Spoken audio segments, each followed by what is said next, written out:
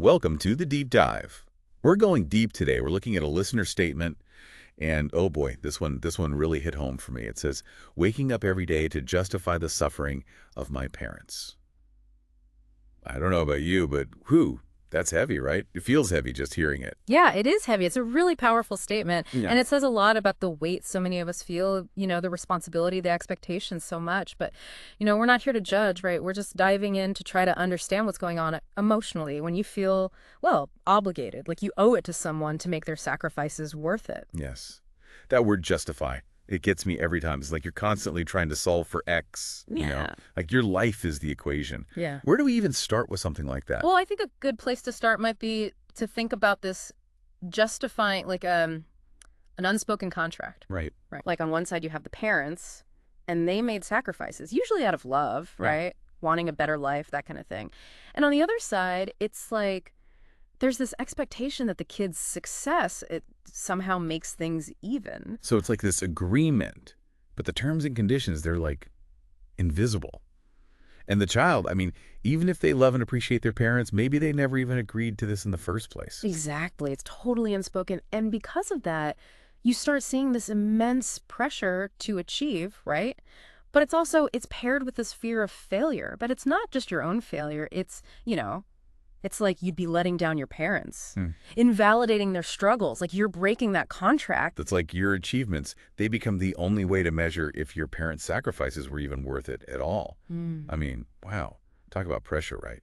I can see how someone could just spiral, overworking, always striving, just constantly trying to prove their worth. Oh, absolutely. And it can affect everything, relationships, careers, even how you see yourself. It's like every decision you make, it gets filtered through this lens of making up for the past. So it's not even like a choice at that point. It's just, this is how you operate, right? And in a way, this might be a weird connection, but isn't this like survivor's guilt in a way? Even if there wasn't some big event. Wow. Yeah, that's really insightful. You're totally right. It does have a lot of parallels with survivor's guilt. For anyone who's not familiar with the term, it's that really intense guilt, the unease. It can come up after you survive a traumatic event that others didn't. And in this case, it's like they're carrying their parents' hardships as if like they went through the exact same thing. So they feel guilty for like having opportunities that maybe their parents never had. And then boom, that guilt just fuels this need to overcompensate. Like they're trying to somehow redeem the past through their own success, even though realistically that's impossible.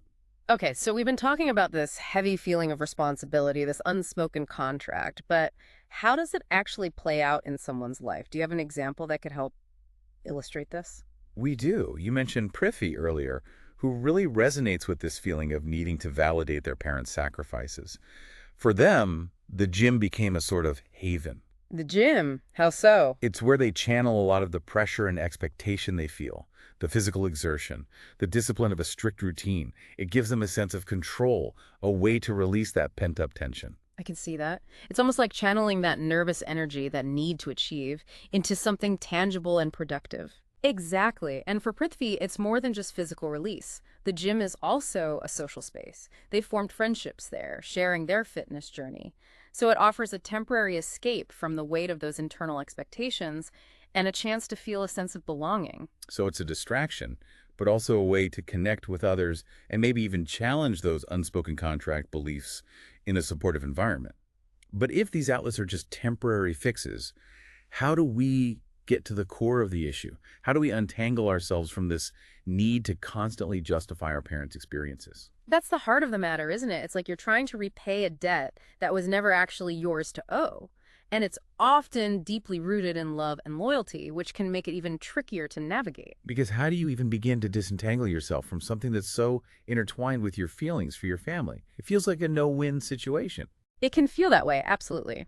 But there are ways to reframe this narrative. It starts with recognizing that you can honor your parents' sacrifices without carrying the burden of their suffering as your own.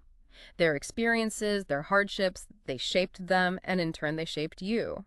But their struggles don't have to define your every decision. Sort of about acknowledging the impact without absorbing the responsibility. Yes, and it's important to remember that seeking professional help like therapy can be incredibly beneficial in these situations.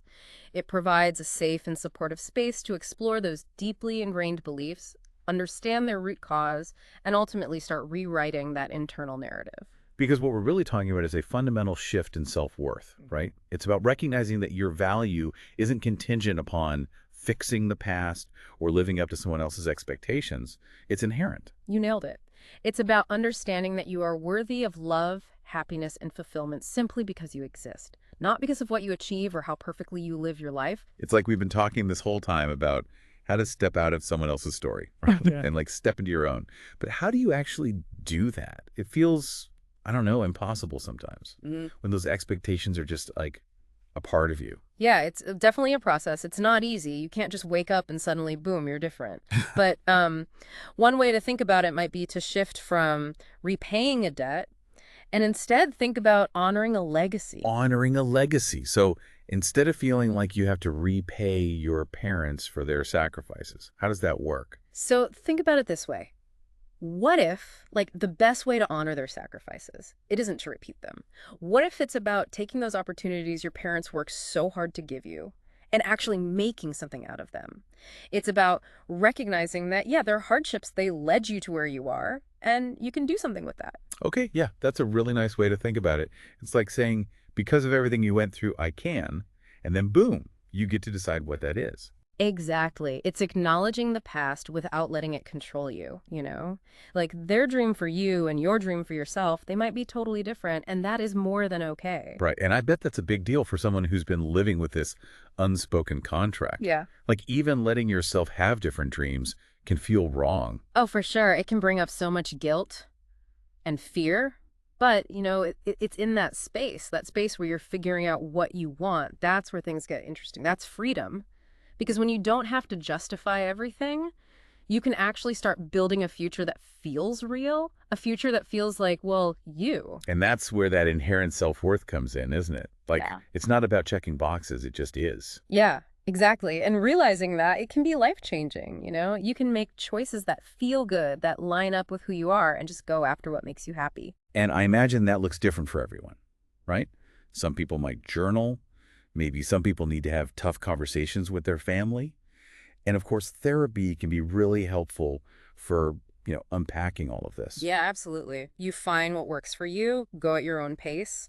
Healing, it's not a straight line. It's okay if it's messy. Be kind to yourself. Because honoring your parents, it's not about becoming them or reliving their struggles, right? It's about taking what they gave you and creating something that's meaningful, something that feels real. I love that. And hey, if you're listening to this and relating to it, you are not alone. This journey, figuring yourself out, it starts with just one step. Maybe that first step is just asking yourself, how can I honor my past and still chase my own dreams? What would it mean to really live a life that feels like mine? Now that is a powerful question, and hopefully one that sticks with our listeners. I think so too. Well, on that note, we're going to wrap up this deep dive. Thank you, everyone, for joining us. And until next time, keep asking those questions, keep digging deep, and we'll see you on the next deep dive.